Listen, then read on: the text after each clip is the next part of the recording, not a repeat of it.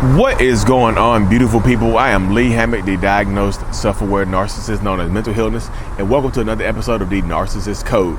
If this is your first time here, I use my platform on social media to raise awareness for NPD, get more people into therapy like myself, and also validate the victims, survivors, and thrivers of said disorder, said toxic people, said toxic traits, y'all. Today's episode is going to be entitled, You Don't Owe the Narcissist Anything. Let's get it out the way, y'all. You absolutely do not owe that narcissistic person in your life anything if you decide that it's time to end that relationship space. Because ask yourself this question right here, y'all. What have they done for you to make you feel like you actually owe them something? What have they done for you to make you feel like, okay, I owe this person something? You don't owe them loyalty, because typically they don't give you loyalty. You don't owe them honor. You don't owe them, money, whatever the situation is, y'all. If you decide to leave that narcissistic person in your life, you don't owe them anything. You can walk. If you decide that it's over, it's time to end it, you can end it. So many narcissistic people condition you to think that you owe us something. Hey, you can fix us. You can help us. If you leave me, I'll disintegrate into nothingness. They make it feel like they can't live without you sometimes, y'all. Oh, I can't do this without you right here. Like, you're gonna leave me, you're gonna abandon me like everybody else does. You're gonna leave me here by myself to my own vices. You know I need help. Wow, you never cared about me. You never loved me. You've been faking it this whole time. Wow, I knew you were fake. I knew it. I knew the whole time. Blah blah blah, boo boo boo, beep beep beep. Y'all understand exactly what I'm saying.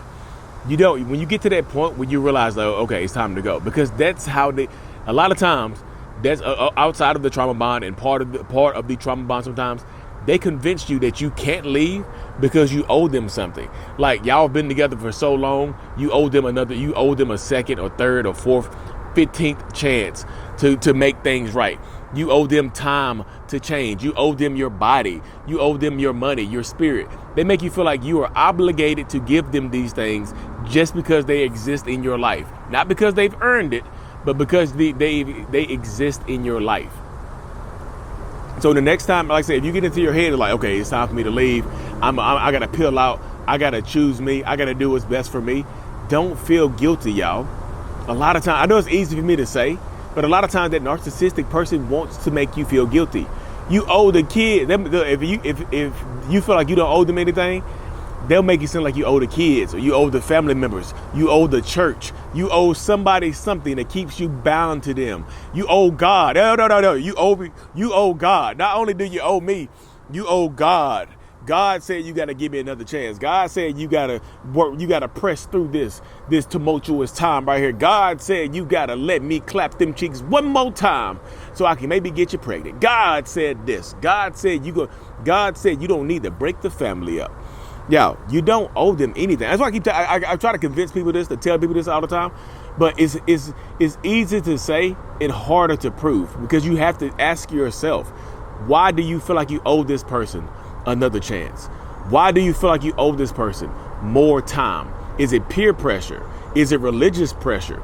Is it toxic narcissistic pressure? Toxic narcissistic pressure is a real thing that I just made up off the top of my head. Toxic narcissistic pressure, y'all. You're gonna hear me do a video on narcissistic pressure here pretty soon.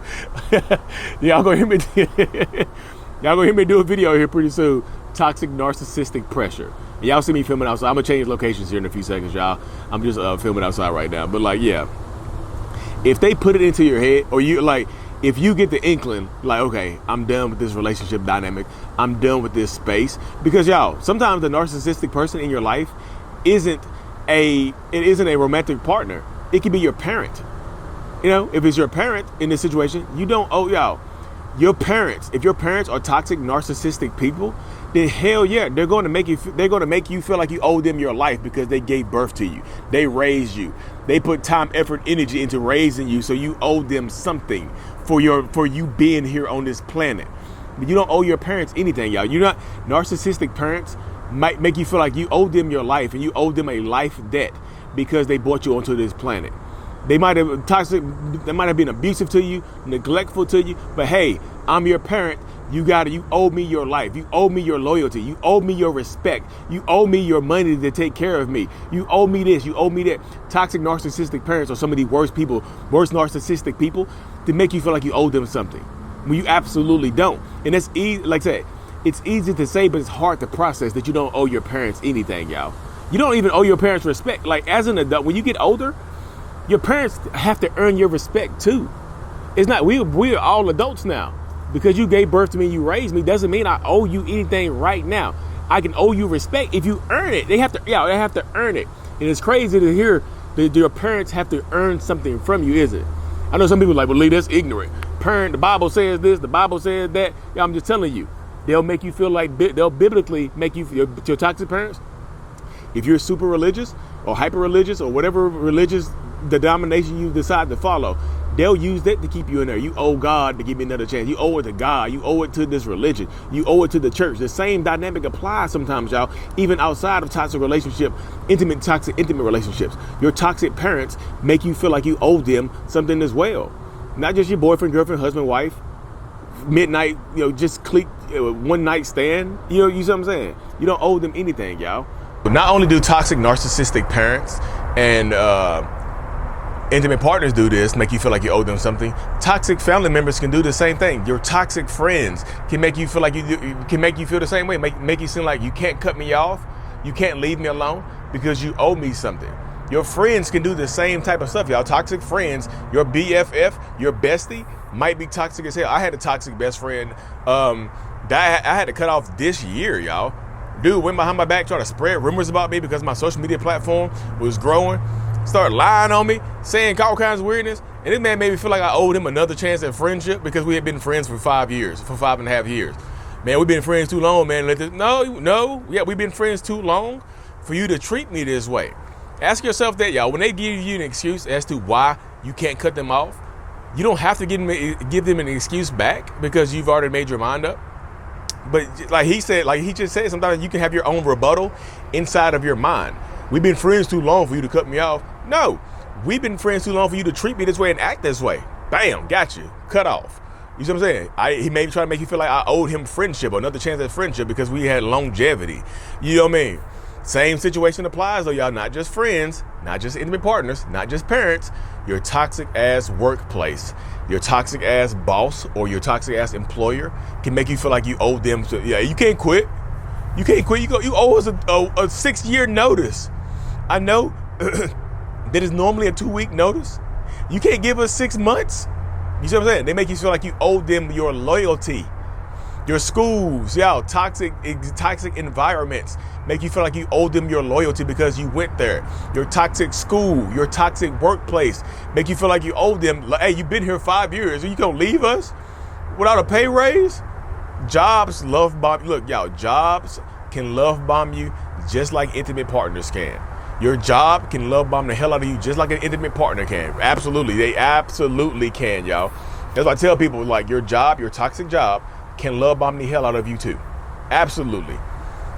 And then they can make you feel like because they gave you a job, because they gave you an opportunity, your toxic boss gave you an opportunity when no one else did, you owe me your loyalty. But like the saying, flip it on them, y'all. They would get rid of you.